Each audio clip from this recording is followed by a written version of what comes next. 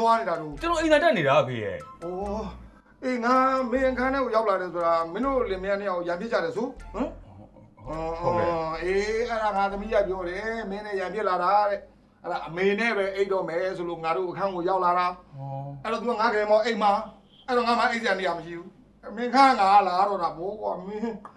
ကဲနေမောမင်းတို့လင်မယားနှစ်ယောက်ဘာတွေစကားများတာ စကားများတော့ဖေရဲ့ဟိုပြဿနာကြီးကြီးမားမားတော့လည်းမဟုတ်ပါဘူး မေးပေါ့ ညနေကကျွန်တော်တို့ဖျားဘူးသွားရင်းနဲ့ဟိုဥစိန်မန်းရဲ့သမီးတီတီနဲ့ဖျားမသွားစုံတာဟိုကျွန်တော်တို့နှစ်ယောက်ညနေကဖျားဘူးထွက်ရင်းနဲ့ဟိုဒီဟိုတယ်ပိုင်ရှင်ဥစိန်မန်းရဲ့သမီးလေအဲသူနဲ့ဖျားမသွားပြီးစုံတာအဲ့ဒါတီတီကိုကျွန်တော်ကကင်လိုက်မိလို့ဆိုပြီးအဖေသမီးကျွန်တော်ပြဿနာရှာနေတာ ဟာမင်းအဲ့ဒါဆိုမင်းမားတာဘောကွာမင်းမားတယ်လေစိန်မန်းရဲ့သမီးကိုမင်းသွားကြိုင်တယ်ဟဲ့မင်းဘလို့ကြိုင်နေငါတော့ကြိုင်နေသိမရှိဘူးကွာဟာမဟုတ်ဘူးအဲ့ဒါမင်းမားတယ်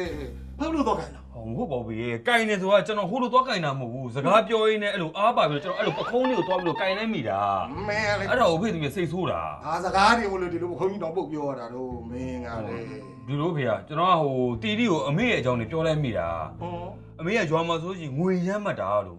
ပြီးတော့ကျွန်တော်တို့နှစ်ယောက်ကိုလည်းသဘောမတူဘူးလို့ မှန်တယ် ကျွန်တော်တို့နှစ်ယောက်ညားတယ်ဆိုတာတော့မှအဖေကခိုးပေးလို့ညားတာလို့ကျွန်တော်ပြောလိုက်မိတာ ဟုတ်ပြီ အဲ့ဒါသူ့အမေအကြောင်းသူများရှိမှပြောပါမလားဆိုပြီးကျွန်တော်စိတ်ဆိုးရတာဖေရဲ့ ဟောအဲ့လိုလား ဟုတ်တယ် အဲ့ကောင်အဲ့ဒါကြတော့မင်းမှန်တယ်မင်းမှန်တယ်နော်ကိုမှန်တာပြောတာလေကွာကောက်ကောက်ကွေးကွေးကွာကြိုက်တော့ကောက်ရေးလုံးနေတယ်ဟုတ်တယ်မလားကိုမရကိုမိမပဲမနေ့ကျတော့ချော့ပြော့သွားတော့လား အဲ့ဒါတော့လည်းဟုတ်တယ်နော် အာဒါပဲဟောပါမင်းလေ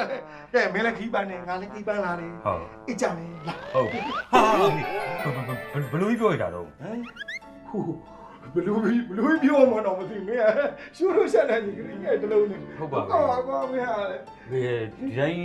အိတ်ဘော်တော့ဇွန်လေးအစင်မပြေပါဘူးဖေစိတ်ညစ်